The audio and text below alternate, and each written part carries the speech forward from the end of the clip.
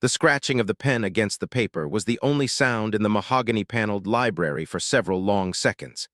And in that silence, it seemed louder than rain, louder than breathing, louder than the collapse of a marriage that had already been dying in quiet ways long before anyone admitted it aloud. Outside, the storm moved over the Hayes estate in waves, rain lashing against the tall windows in rhythmic bursts that blurred the world beyond the glass into dark streaks of gray and silver. The grounds of the Connecticut property, usually manicured into submission, had vanished into that wet blur. The old trees bent under the wind. Water streamed down stone paths and over carved balustrades. The sky had lowered into something heavy and metallic, and now and then distant thunder rolled, not sharp enough to startle but deep enough to feel like a judgment arriving late. Vivian Hayes sat straight-backed in the leather armchair before the great desk.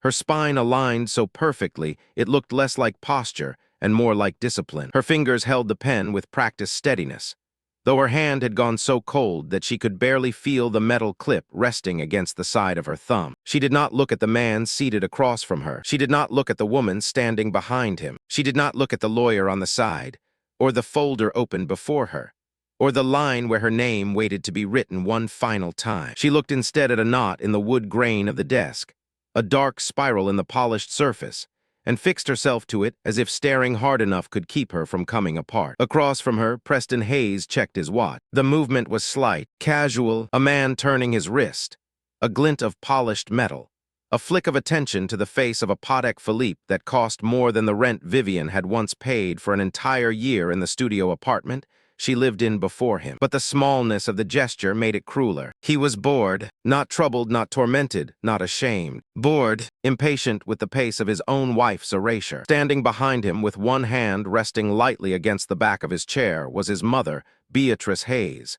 And if cruelty could take human shape and age into elegance, it might have resembled. Beatrice wore her contempt with the same deliberate care with which she wore her pearls and her lipstick and her opinion. Nothing about her was accidental, not the severe cut of her dark dress, not the silver blonde sweep of hair pinned perfectly at the nape of her neck, not the measured disdain in her eyes as she looked at Vivian like a thing that had overstayed its usefulness. "Just sign it, Vivian," Beatrice said, her voice sharp enough to cut without ever needing to rise. "Dragging this out will not change anything." Vivian kept her gaze on the paper. "We all know what you're doing," Beatrice continued. "You're calculating, dear, trying to work out how much you can squeeze out before you go." The lawyer shifted where he sat but said nothing. "The prenup is ironclad," Beatrice said. "You get what you brought into this family," which, as I recall, was a suitcase, a provincial accent, and an alarming ability to look grateful whenever someone gave you a seat at the table. The insult would have hit harder years ago, at the beginning,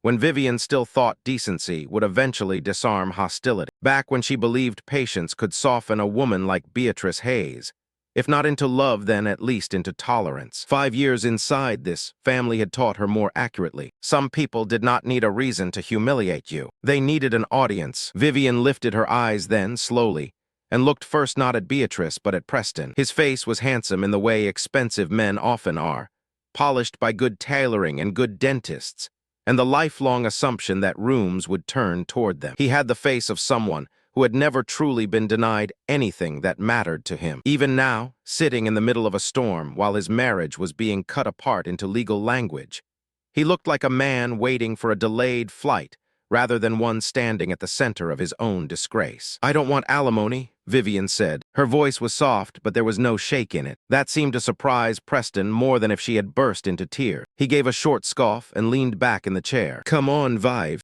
She said nothing. "Don't do that thing," he muttered. "What thing?" "The quiet martyr act."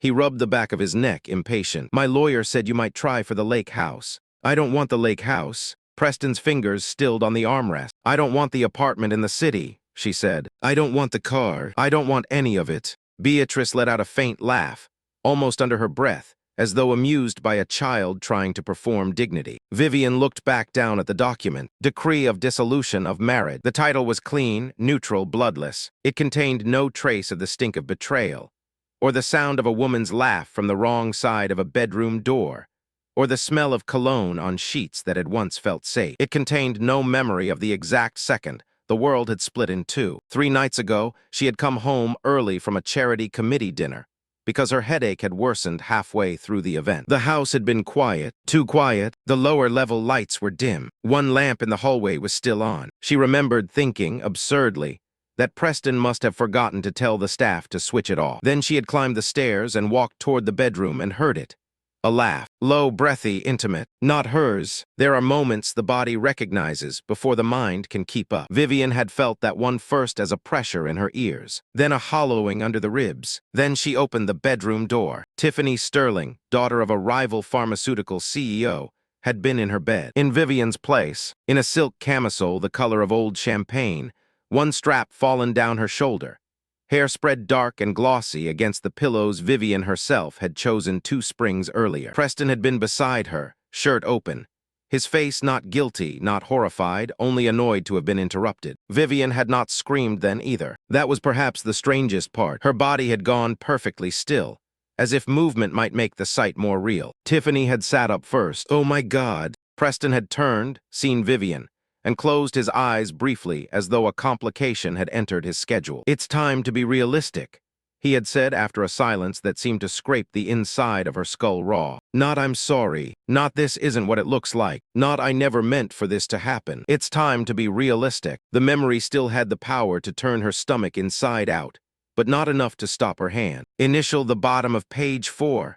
The lawyer said, still not looking at her. Mr. Henderson had done estate work for the Hayes family for over 20 years. He had shaken Vivian's hand on her wedding day. He had once sent orchids to the house after she chaired a fundraising gala for the hospital board. He knew exactly what this was. The discomfort in his expression was real, but so was his loyalty to money. In the end, shame rarely outweighs billing. Vivian initialed page 4, then page 6, then page 9. Each mark of the pen was small and precise, the kind of marks people make when they are trying not to feel the pressure behind them. The settlement clause made her mouth dry, even though she had already read it twice. $5,000. It had not been written that way because the family needed to limit expense. It had been written that way because Beatrice wanted the figure to sting. Large enough to be legal, small enough to be insulting, less a settlement than severance for service completed. You see, Beatrice said after a pause, this could have been much uglier. Preston has been generous. Vivian finally looked at her. Generous. 5 years. She had sat at Beatrice's table and endured corrections about cutlery, criticism over hemlines, subtle insults disguised as instruction, sharp exclusions delivered with smiling manner. She had listened to this woman tell guests that Vivian had charm in a rustic way, had watched her redirect conversations whenever Vivian's ideas received too much attention, had heard her say to a friend at a garden luncheon, not knowing Vivian stood just beyond the hedge, that gratitude is the most becoming quality in women of uncertain. In background, for 5 years, Vivian had swallowed it, telling herself that Preston loved her enough to make it worthwhile, telling herself that class cruelty looked uglier to the people who enacted it than to the ones enduring it. Now, looking at Beatrice's face in the dim library light, she finally understood the structure of the family she had married into. The mother humiliated because it fed her sense of rank. The son permitted it because it cost him nothing. Vivian signed the final page. Her name flowed there in ink. Vivian Hayes. The last time she would ever write it. She closed the folder with deliberate care and slid it across the desk. Done, she said. The word was barely louder than the rain, but in the silence that followed it carried. Beatrice moved quickly, snatching the folder up and flipping through the pages with sharp fingers, scanning the signatures as if expecting resistance hidden between the lines. When she found none, satisfaction spread through her face in a slow, reptilian smile. There, she said. Finally, she turned toward Preston. I told you 5 years ago this would happen. These mixed arrangements never last. Preston stood and began buttoning his suit jacket, a gesture so practiced and automatic it made Vivian hate him for it. He looked at her with something like pity and relief mingled together, and she discovered that pity from the person who destroyed you feels filthier than anger. Look, Vive, he said, it's for the best. She said nothing. You were never really comfortable in this world. My world, she thought. Your world. Her world. Theirs. Every category he had ever used to organize people like wine bottles and investment accounts. You'll be happier back in yours, he added. My world, she repeated. Preston gave the slightest shrug. You know what I mean. She did. That was the problem. I'll have the driver take you to the station, he said. No. He looked at her, faintly irritated. I called a cab. Beatrice laughed, a hard sound with no humor in it. A cab, of course. How appropriate. Try not to steal any silverware on your way out. Vivian rose. She wore a beige trench coat over black slacks and a cream silk blouse. Nothing dramatic, nothing expensive-looking by Hayes' standards. She had not dressed for battle, because 3 days ago she had not known there would be one. She turned toward Beatrice then, and for the first time in 5 years, she did not lower her gaze after meeting the older woman's eyes. Something in that look made Beatrice still. It was not rage. Rage could be managed. It was absence, the total stripping away of deference. "Goodbye, Beatrice," Vivian said. The older woman's lips parted. For one disorienting second, she almost looked uncertain. Vivian shifted her attention to Preston. His face had tightened slightly now, as if some instinct in him had begun to register that this was not ending in the way he expected. He had wanted tears, perhaps, pleading, some effort to remain. He had wanted her diminished. Instead, she simply looked at him, as though memorizing the outline of someone she would never again need to understand. "I hope," she said, and this time her voice was almost gentle, "that the price of your happiness was worth it." Then she turned and left the library. The foyer felt cavernous. Every step of her heels across the marble echoed, upward toward the chandelier. 2 modest suitcases waited near the door. She had packed them herself that morning under the supervision of Mrs. Hanley, the longtime housekeeper who had avoided eye contact the entire time, not from disapproval, but from the old servant's instinct that witnessing too much of the family's rot could become dangerous. Vivian paused only once, not to look back at the staircase or the chandelier or the portraits of dead Hayes men lining the walls, but because a strange realization moved through her. She had tried, truly tried, to belong here. She had bent herself into shapes she had not known she was capable of. Softer, quieter, smaller, she had mistaken survival for adaptation. She had mistaken endurance for love. When the heavy oak door shut behind her, the rain struck her face with a shock so cold it almost made her gasp. By the wrought iron gates, the taxi idled with its lights on, yellow against the wet dark. She dragged the suitcases through shallow runoff, coat soaking immediately, hair dampening at the temple. The driver stepped out to help without asking questions. People who drive cabs in wealthy neighborhoods know how to look without appearing to look. He loaded the luggage and opened the rear door. "Where to, miss?" he asked once she was inside. Vivian closed the door and sat in the dim back seat, water dripping from the sleeve of her coat onto the vinyl. Her pulse had not slowed. Her hands were numb. She reached into her pocket and pulled out a small burner phone. Not the iPhone on the family plan. Not anything Preston's people could track. Just a plain device she had bought yesterday with cash from an ATM in town. For a moment, she simply stared at it. Then she dialed the number she had memorized 6 years earlier and never called. It rang once. "This is the Blackwood private line." A male voice answered, low and rough. Vivian closed her eyes. "It's me," she said. There was silence. Then the voice sharpened. "Who is this?" She swallowed. "It's me, Grandpa." Another silence, longer this time, but charged differently now. Not confusion, recognition. "I'm done," she whispered. "I'm coming home." The breath on the other end shifted. When the man spoke again, the old authority in him came through like iron striking stone. "It's about damn time, Sienna." The name cut through her. Sienna, not Vivian's, not Mrs. Hayes, not the harmless, grateful woman Beatrice had believed she could reduce to nothing. "We've had the jet in Teterboro for 2 weeks, Arthur Blackwood said. "You were never stranded. You only thought you wanted to be." That finally undid something in her. Vivian turned her face toward the rain-streaked window and let one broken breath leave her body, the first crack in her composure since the library. The driver glanced at her in the mirror and then away. "Take me to Teterboro," she said. The taxi pulled out through the open gate, and behind her the Hayes estate receded into darkness, its windows glowing warm and golden through the storm like the eyes of something that had fed too long on obedience. 2 weeks later, Preston Hayes stood in the penthouse suite of the plaza, adjusting his bow tie while his mother moved around him with the controlled excitement of a woman who believed history had finally corrected itself. Life, in the narrow way Preston preferred to understand it, had resumed. The divorce had been finalized at astonishing speed, thanks to the right pressure applied in the right chamber. Vivian was gone. The house was quieter. He told himself the quiet felt like relief. No more movie nights Vivian had insisted on when he needed to answer email. No more awkwardly wholesome dinner parties she tried to host with hand-picked menus she thought might impress people who never intended to be impressed by her. No more subtle embarrassment when she wore dresses Beatrice deemed, a season behind, because Beatrice had refused to give her access to the household fashion account,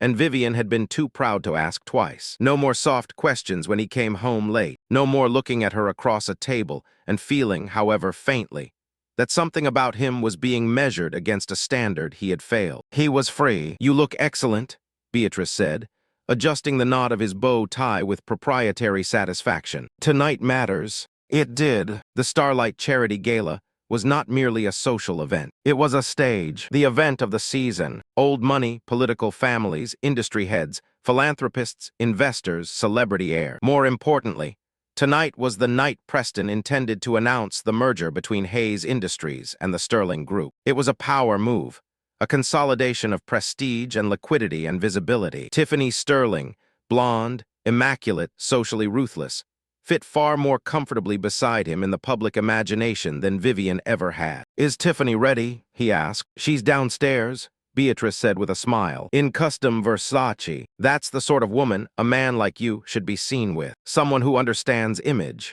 She lifted a glass of champagne from the sideboard and took a measured sip. "I haven't heard a single word from the waitress since she left. I imagine she is back in whatever little nowhere she came from." "Oregon," Preston said absently. "What?" "She was from Oregon, not Ohio." Beatrice waved this away. "The point stands." A flicker of guilt moved through him then, irritating in its persistence. Vivian had left so quietly. No scene, no lawyer's threats, no interviews, no calls. Nothing. It should have made things easier. Instead, once or twice, in the unguarded pocket between one day and the next, he had found himself remembering small things he had not expected to miss. The way she read with one sock half off and never noticed. The way she tucked rosemary into the roast chicken skin with serious concentration, as if cooking were a moral act. The way she beat him at word games and pretended not to gloat. But those things belonged to the past, and the past had no place in a ballroom full of cameras. Tonight was about ascent. The venue was a transformed private hangar at JFK. The gala themed around aviation and innovation. All polished metal and velvet drapery and intelligent lighting. The irony would have amused Vivian. Preston did not think of that. Flashbulbs burst around them when they arrived. Tiffany fit under his arm as if she had been designed for red carpets. Blonde hair gleaming, smile sharpened by instinct, every angle camera ready. Reporters shouted. A few direct questions about the merger rose above the noise. "You'll have to wait and see," Preston said with a practiced wink. Inside, the hangar had been remade into a world of its own. Crystal, mirrored bars, champagne fountains, an orchestra arranged under suspended installation wings that gave the illusion of movement overhead. Money did not simply exist here. It signaled constantly, and yet beneath the spectacle, something was off. He felt it first as a murmur moving through clusters of guests. Subtle, directionless, then as a name caught in passing. "Did you hear? The guest list changed at the last minute." "Who authorized it?" "The Blackwoods." Preston stopped with his glass halfway to his lips. The Blackwoods. The name was not merely famous. It was the kind of name spoken with an odd mixture of fascination and caution in elite financial circles. The Blackwood Corporation held interests in shipping, aerospace, banking, infrastructure, energy. The family behind it had old European money, so old it no longer behaved like wealth, but like weather. They rarely appeared in public. They did not chase visibility. Visibility came to them. "What is it?" Tiffany asked, noticing the change in his face. "Nothing," Preston said. Beatrice, overhearing the name from a nearby pair of donors, laughed at once. "Don't be absurd. The Blackwoods haven't attended a public event in New York in decades. They despise this sort of thing." Then the music stopped. The silence that followed was not immediate, but it spread fast, like a ripple running across water. Heads turned toward the back of the hangar, where the velvet curtains that concealed direct access to the tarmac had begun to part. A sound rose from outside. Not music, not traffic, not the distant routine noise of an airport. Jet engines winding down. Close, powerful, the massive hangar doors began to slide open, and wet night air poured in. Beyond, the tarmac gleamed under floodlights, slick from recent rain. Parked 50 yards away was a matte black Gulfstream G700 so severe and immaculate it looked less like a plane than an announcement. On its tail, in muted gold, was a crest, a lion holding a chess piece. No one needed it explained. "My God," Beatrice breathed. The crowd held itself still. First, 2 security men descended, precise and unhurried in dark tailored coats. Then an older man appeared at the top of the stairs, silver-haired, cane in one hand, posture unapologetically aristocratic despite the visible limp. Arthur Blackwood. Preston had seen his photograph in financial case studies and annual reports from banks that no longer existed because Blackwood had acquired them. Arthur reached the bottom of the stairs and turned. Then he extended a hand upward. The woman who stepped into the light above him wore midnight blue velvet that moved like dark water around her body. The slit of the gown flashed one long, pale leg against the metallic glow of the tarmac lights. Diamonds at her throat and ears caught the light not with vulgarity, but with terrifying certainty. Her hair, once kept in modest, tightly controlled styles because Preston had liked her cleaner that way, now fell in deep, dark waves over her bare shoulders. She descended with neither hesitation nor theatrical flourish. Just control, just certainty, and when the light hit her face, Preston's champagne glass slipped from his fingers and shattered at his feet. Tiffany gasped. Beatrice made a sound that did not fully become a word. It was Vivian, and it was not because her face had changed. It was the same face, the same cheekbones, the same mouth, the same eyes, but she no longer held herself like someone asking permission to exist inside a room. She looked straight ahead, her spine no longer curved inward to soften her presence. She did not smile. She did not look uncertain. She locked eyes with Preston from across the length of the hangar and lifted her chin by the smallest degree, acknowledging him the way one acknowledges an inconvenience. Arthur tucked her hand into the crook of his arm. "Shall we, Sienna?" he asked, loud enough for those nearest to hear. "Yes, grandfather," she replied, her voice carried cleanly through the hangar. "Let's go say hello to my ex-husband." The room opened before them. Guests stepped aside instinctively, not because anyone instructed them to, but because power has its own gravity and theirs was stronger. Preston watched her move toward him and felt, for the first time in years, not social discomfort or irritation or guilt, but real fear. Not fear of scandal, fear of not understanding the thing walking toward him. They stopped in front of him. Tiffany's nails dug into his arm. Beatrice's lips moved once before sound found its way out. "Vivian," Preston said. The name sounded fragile, almost childish in his mouth. Vivian looked at him, as though deciding whether that word still belonged to her. "Not exactly," she said. Arthur remained at her side, cane planted firmly against the floor. "How do you know Arthur Blackwood?" Preston asked, and the stupidity of the question became obvious the moment it left him. She tilted her head. "I don't just know him, Preston." The pause after that was deliberate. "I am a Blackwood." The blood seemed to leave Beatrice's face in one violent wave. "No." Vivian's eyes moved to her. "My legal name," she said, "is Sienna Vivian Blackwood." "That is impossible," Beatrice snapped. "This is some kind of trick. You are a waitress from Oregon. You don't even know how to hold a proper conversation at table, let alone belong to." She stopped, perhaps because even she heard the panic beginning to crack her own voice. "This is absurd." Arthur let out a dry, rasping laugh. "Mrs. Hayes," he said without even looking at her, "if you point at my granddaughter one more time, I'll have that finger broken." His security detail did not move, but they did not need to. Everyone in the immediate vicinity understood he was not making a joke. Tiffany stared at Vivian, but the Blackwood heiress disappeared years ago. "I didn't disappear," Vivian said. "I left." The crowd, which should have been dispersing, seemed only to draw inward through sheer appetite for catastrophe. "I got tired of being loved for the size of a trust and not for the shape of my character," she said. "So I walked away from the family, from the name, from the protection, from all of it. I changed my life. I changed my name. I wanted to know whether anyone would love me if there was nothing in front of me except the woman herself." Her gaze returned to Preston. "When I met you, I thought the answer was yes." Preston's mouth opened, then closed. "I thought," she continued, "that you loved Vivian, the woman who liked bad coffee and Sunday rain and chess. I thought you loved the person I was when there was no Blackwood name to impress you." "I did," he said too quickly. "I did love you." The words sounded desperate even to him. She raised a hand and he stopped. "You loved the version of me that made you feel powerful," she said quietly. "The woman from nowhere. The woman who needed to be guided. The woman your mother could insult, and you could defend when it was convenient and ignore when it was easier. You loved being the one with more. That was never love, Preston. That was appetite in a nicer suit." He took a step toward her. "Vive, Sienna, I didn't know." "No," she said. "You didn't ask."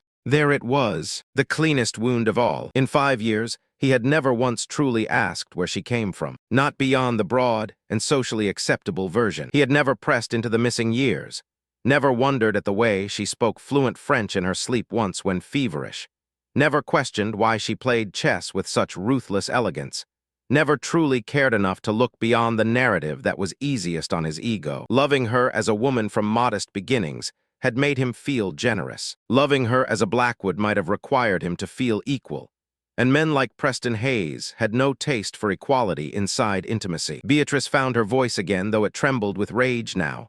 So what? So you have a powerful grandfather. Congratulations. You are still divorced. Tonight is about the future. Preston is merging with the Sterling. The Hayes name will be stronger than ever. You may have money, but you are still the past. Vivian smiled then, but it was not a warm thing. The Sterling Group, she said softly, turning her head toward Tiffany. That's your father's company, isn't it? Tiffany lifted her chin, despite the streak of panic on her face. Yes, your father borrowed heavily for expansion into Asia, Vivian said. The markets turned. The debt didn't. He needs this merger, because he needs Hayes' liquidity to survive the year. That's a lie, Tiffany snapped. Vivian did not even glance at her. The loans, she said, speaking now to the room as much as to the family, were carried through Zurich Commercial Bank. 3 days ago, Blackwood Corporation acquired Zurich Commercial Bank. The silence changed. It hardened. That means, Vivian said, I now own the debt. Tiffany's face had gone white. Preston stared at her. And as of this morning, Vivian continued,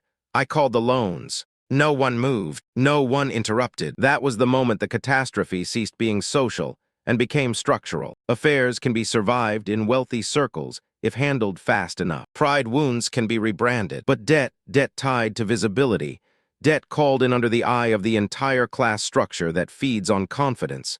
That was rot introduced to the foundation. You can't, Tiffany whispered. I already did. Beatrice stepped forward. You vindictive little. Arthur's cane struck the ground once. The sound cut the sentence in half. This is not vindictiveness, Vivian said. This is due diligence, something your family should have practiced before deciding I was disposable. The rest of the gala never recovered. It was over the moment. It became clear that the merger had been poisoned before it was announced. Reporters began shouting. Phones lifted. Investors retreated into clusters with their attorney. Tiffany burst into tears. Beatrice demanded privacy. Preston stood in the middle of the collapse, looking not wronged, not even furious, but stunned, as if only now beginning to understand that the woman he had signed away in silence had not been helpless. She had simply been restrained. Arthur suggested a private conversation. It was not truly a suggestion. Within minutes, they had moved into the VIP lounge overlooking the tarmac. The room was all glass and steel and curated exclusivity. The music from the gala reached them only as a muffled pulse. 2 Hayes attorneys arrived breathless. Arthur's people were already there. Tiffany sat with running mascara,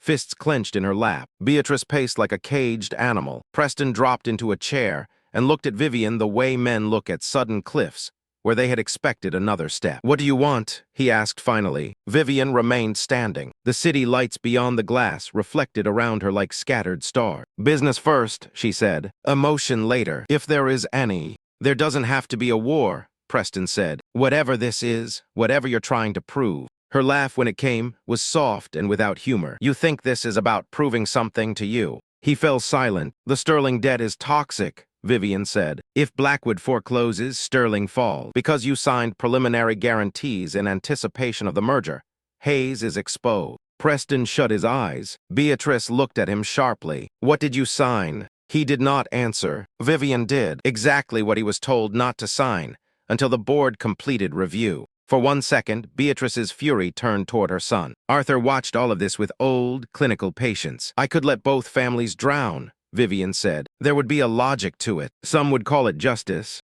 Then why haven't you? Preston asked. She looked at him for a long moment. Because your father was kind to me. The mention of his dead father made Preston flinch. Richard Hayes had been the only one in the family who had treated Vivian as if her existence did not need to be justified. For his sake, Vivian continued, I am offering terms. The attorneys leaned in. Blackwood Corporation would convert Sterling debt to equity and restructure the company. Sterling family holdings would be stripped of control, but not personal residence. Hayes Industries would survive, but only under condition. Preston would resign as CEO. Voting control would shift. A Blackwood-appointed board member would take oversight. Beatrice would vacate the family estate, which would be transferred into trust as collateral. Beatrice let out a low, disbelieving sound. "You cannot be serious." "I am. You would put us out of our own home. It stopped being yours the moment your arrogance made you sign blind." Then came the condition that made even Arthur turn his head toward her with faint surprise. "There is one final term," Vivian said. Preston looked up. "What?"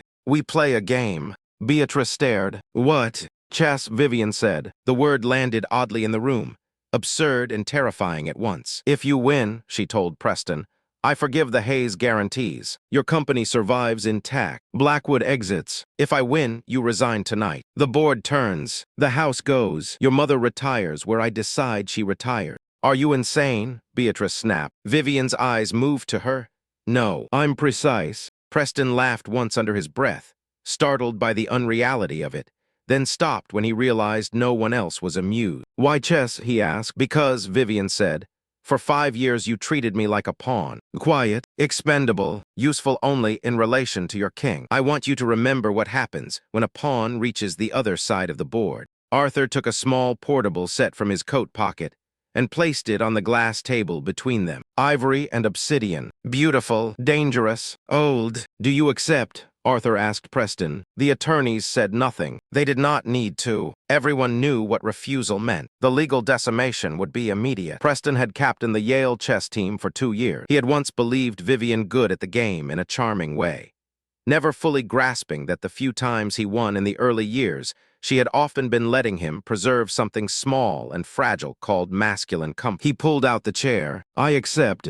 Vivian sat across from him. "White moves first," she said. "Make your move." What followed lasted less than 40 minutes, though to everyone in the room it felt longer. Preston opened aggressively, standard center control, the kind of opening a man chooses when he still believes initiative equals dominance. Vivian answered with the Sicilian. He smirked. She ignored the smirk. The first 10 moves belonged to rhythm, development, castling, pressure building in diagonals and files. Tiffany watched without understanding the board, but understanding enough to sense danger. Beatrice stood behind Preston, gripping the back of his chair, so hard the veins stood out in her hand. Preston gained material advantage early and relaxed visibly. "Still overreaching," he murmured when he took her bishop. Vivian tilted her head. "Do you remember our 3rd anniversary?" He frowned. "What?" "The French restaurant. You spent the entire dinner emailing your assistant. You barely looked at me until dessert." He stared. "This is not the time." "It's the perfect time."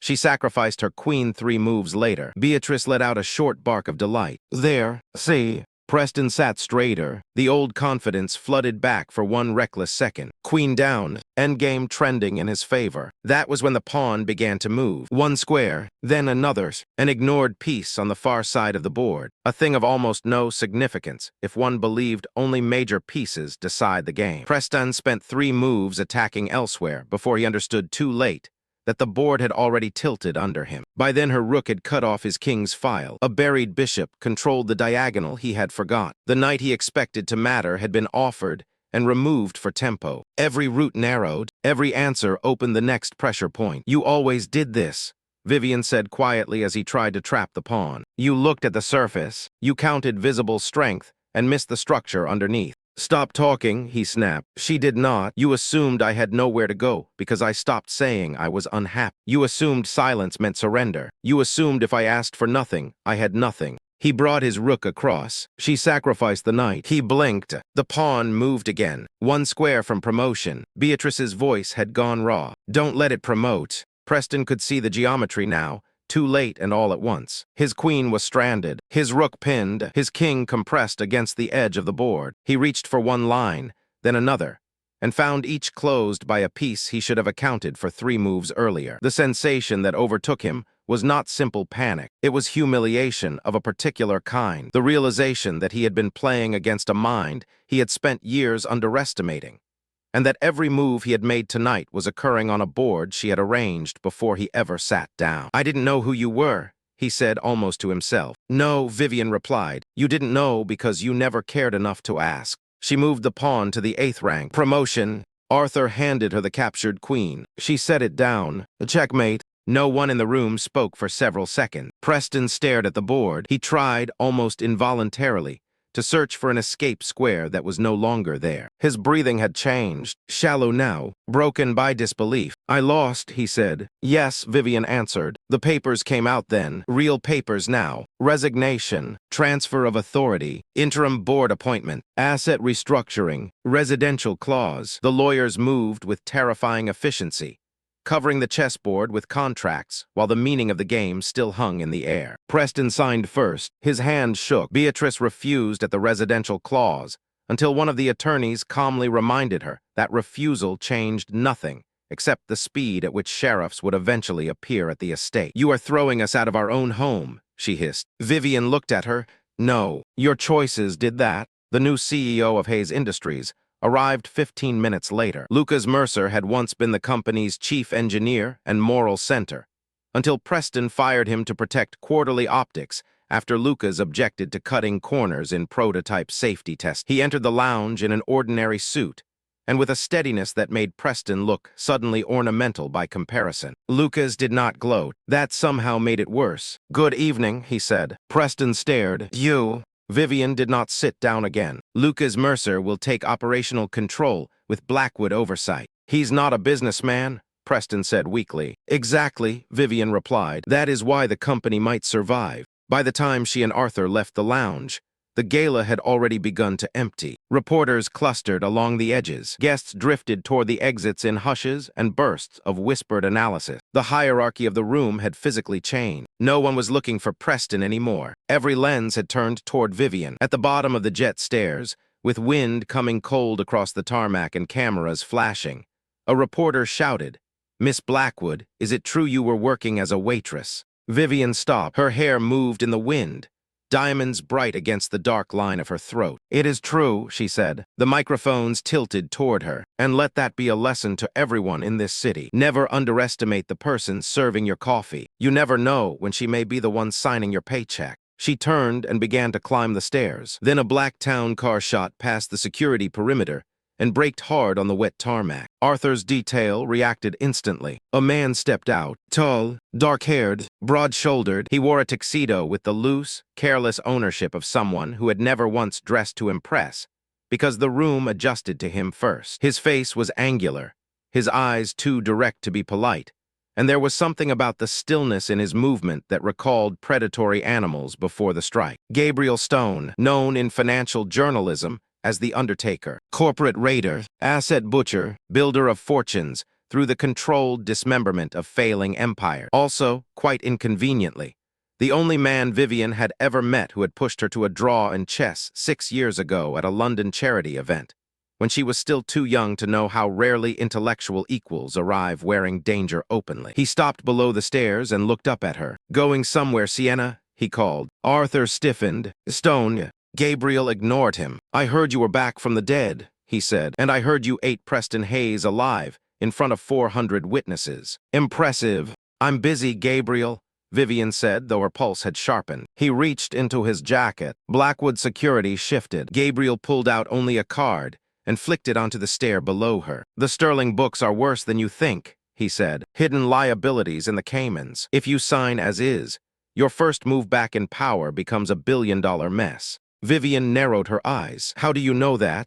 "Because I was going to buy them next week." He smiled once, briefly, and it transformed his face not into charm, but into something more dangerous than that. "Call me," he said, "unless you enjoy expensive surprises." Then he turned, got back into the car, and was gone. Arthur watched the taillights disappear. "He is trouble." Vivian bent, picked up the card, and held it between 2 fingers. "I know," she said. She slipped it into the bodice of her dress and climbed into the jet. The cabin door sealed. The roar of the engines rose, and somewhere between the wet black runway and the first clean angle of the plane lifting into night, Vivian Hayes ceased to exist. Sienna Blackwood came home. Zurich in winter felt less like a city and more like an argument between snow and glass. From the executive floor of Blackwood Corporation's headquarters, the Alps rose in the distance beneath a sky the color of steel filing. The office assigned to Sienna as incoming chair was all controlled geometry. Stone, glass, dark wood, a fireplace built into a wall of onyx. Nothing soft except the rug, nothing accidental except the view. 3 days after New York,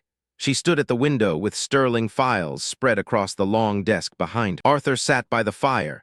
Kane leaned against the arm of his chair, watching her with the satisfaction of a man who had always known waiting would work better than interference. "You've stared at that file for 40 minutes, he said. Sienna did not turn, because Gabriel was right. Arthur's expression sharpened. She moved back to the desk and laid open the Cayman documents. Layered shell structures, interlocking liabilities, a Russian shadow lender buried beneath offshore holdings. If Blackwood had acquired sterling debt without restructuring first, the exposure could have dragged sanctions review across portions of the European banking net. Arthur Reed then swore quietly. He saved us billions. He saved himself from losing the acquisition to a bad deal, Sienna said. Do not romanticize him. Arthur snorted. And you? She looked down at the black business card. She called that afternoon. He answered on the second ring. I wondered how long it would take. 3 days, she said. You enjoy being right too much. I enjoy being right exactly enough. There it was again, that dangerous amusement in his voice. Not flirtation precisely, recognition, kind that makes the body alert, because it senses another person is playing on a level most others never reach. She restructured the sterling purchase that day with his warning in mind. By Friday, Rome had replaced Zurich on her schedule. She told herself the dinner was strategic, information exchange, competitive mapping, a way to understand how Gabriel Stone moved when he was not acquiring distressed companies with surgical indifference. This was not entirely false, but neither was it the whole truth. He sent no jet. She used her own. At dinner, he did not flatter her, which was immediately more interesting than most men. He challenged her assumptions about aerospace markets, disagreed with her on sovereign debt exposure, and asked questions that cut through polished narratives straight toward motive. He also knew exactly when to stop pressing and let silence work instead. Halfway through the meal, looking at him over candlelight and old stone, Sienna realized that if Preston had been weak in expensive packaging, Gabriel was strength with no intention of becoming safe for anyone. She should have left before dessert. She did not. Weeks turned into a pattern of strategy meetings that were not called strategy meetings. Zurich, Rome, London, a walk through a museum in Vienna, where they argued over empire disguised as culture. A game of chess in Prague that ended unresolved because both of them stopped paying attention to the board at the same time. Gabriel never pretended gentleness. Sienna never pretended innocence. There was something almost restful in that. Meanwhile, New York continued digesting the corpse of the Hayes collapse. Preston moved into a furnished rental in New Jersey and lived under the suffocating humiliation of retained wealth without control. He remained rich on paper. In practice, every meaningful decision had shifted elsewhere. He called twice in the first month. Sienna did not answer. He wrote once. She burned the letter unopened in the office fireplace and watched the edges curl inward like skin recoiling from heat. Beatrice lasted 11 days in the Boca Raton retirement community before trying to leverage old social contacts into a return to kinetic. She learned too late that power based on proximity evaporates quickly when the center no longer needs you. Her complaints became gossip. Her gossip became embarrassment. Eventually, she adapted the way brittle women often do when the room stops listening. She became smaller, sharper, lonelier. Lucas rebuilt Hayes Industries from the inside out with a level of competence Preston had always mistaken for dullness. He cut waste, restored trust with engineers and suppliers, reopened investigations into quietly buried safety concerns, and removed 3 board loyalists who had mistaken silence for strategy. Quarterly results were ugly at first, then stable, then surprisingly strong. The company survived by becoming less glamorous and more real. Preston hated him for it. Sienna moved through all of it with the eerie clarity of someone whose emotional wound had calcified into function. The tabloids tried to turn her into spectacle. The media called her the waitress heiress, the queen of checkmate, the widow of Wall Street, despite the fact that no one had died except a reputation, and the naive version of herself she had once thought would survive marriage intact. She gave almost no interviews. When she did, her answers were brief and impossible to sentimentalize. People wanted revenge stories to end in triumph. That was the part no one understood. There was no triumph in waking up at 3 in the morning, because in a dream, someone said your old name with tenderness, and your body forgot for 1 second that tenderness can be weaponized. There was no triumph in crossing a hotel lobby and suddenly smelling the precise mix of cedar cologne and old wine that turned your pulse feral without warning. There was no triumph in finding yourself, months later, staring at a chessboard before a meeting and remembering not the victory, but all the years you kept letting a smaller man think he was bigger because his ego had become another room you were required to maintain. Her grandfather saw some of it. Gabriel saw more. Once in Geneva, after a board session that had run too long and too aggressively, he found her standing alone on the terrace outside the hotel, coat unbuttoned despite the cold, one hand pressed flat against the railing hard enough to pale the skin. "You look like you're about to jump," he said. "Not jump," she replied, "just disappear temporarily." He stepped beside her and waited. That was the thing about Gabriel. He did not crowd silences the way weaker people do. He left space and made the leaving feel intentional. "Everyone keeps telling the story wrong," she said after a while. "They all think this is recovery. What is it then?" She looked out over the lake, black and still in the winter night. "Rearrangement." He turned his head slightly. "That sounds lonelier." "It is." He said nothing for a long time. Then very quietly, "Lonely and empty are not always the same thing." She did not answer, but later, alone in her suite, she wrote the sentence down. Spring came to Zurich as an easing rather than an arrival. Snow withdrew. The river brightened. Markets shifted. Sterling stabilized under Blackwood control. Hayes entered its first clean quarter under Lucas Mercer. Arthur formally retired to a role of ceremonial menace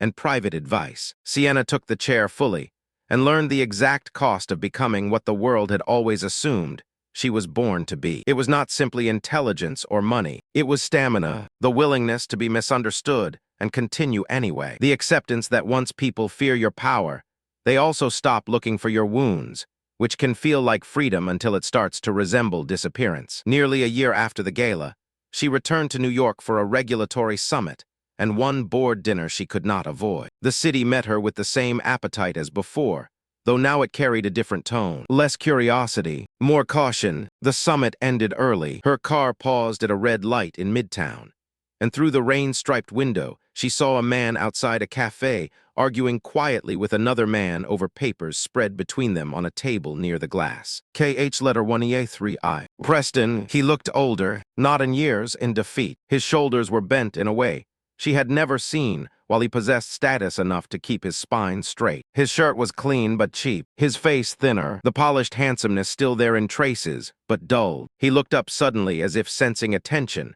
and saw her through the moving line of cars. For one suspended second, their eyes met again. There it was, not love, not even longing exactly, just the terrible reflex of a man who has lost everything he mistook for identity, and still wants to reach for the person he once discarded.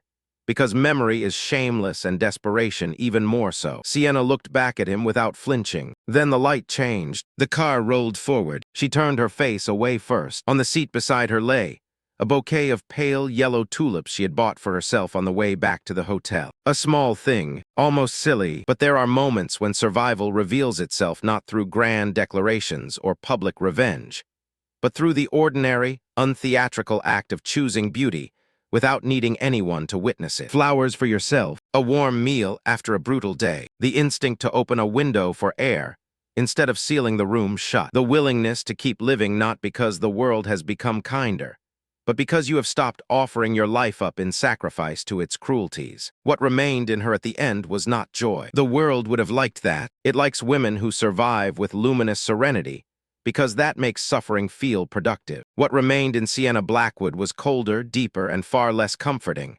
A lucidity, a sharpened understanding, a refusal. She would never again call a person an anchor, simply because they knew how to sound gentle in the dark. She would never again hand over youth and loyalty and unguarded trust, because a man had mastered the performance of being needed. The real death had not been the divorce. It had been the murder of innocence slow enough that she almost mistook it for marriage. And yet from that ruin, she had learned the final law that mattered. Betrayal does not hurt most because love ends. It hurts most because someone looked at your devotion and saw utility, because someone believed you were foolish enough to be used, exchanged, humiliated, emptied out, and still remain standing there grateful for the privilege of having been chosen at all. That is the true obscenity, and revenge, the expensive kind, is not screaming. It is not spectacle. It is not a shattered vase or a slap in a hotel lobby. The most ruinous revenge is colder than that. It is letting the traitor live long enough to watch his own greed eat through everything he once prized, while the woman he thought would collapse becomes untouchable. It is refusing to grant him the comfort of being your great love story. It is stepping beyond the radius of his power so completely that one day, when he looks up from the wreckage and sees you passing through light, he understands with perfect clarity that the worst thing he lost was not your forgiveness, not your money, not your name. It was the version of you he would never be worthy of touching again.